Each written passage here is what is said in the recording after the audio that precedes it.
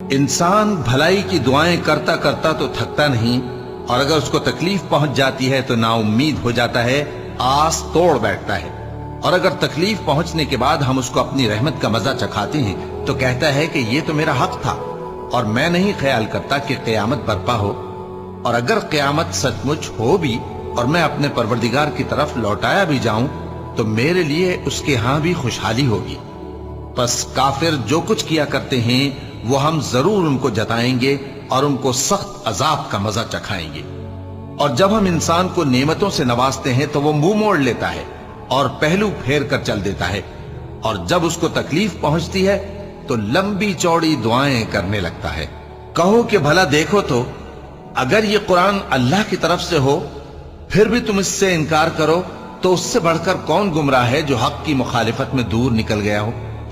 ہم ان قریب ان کو اطراف عالم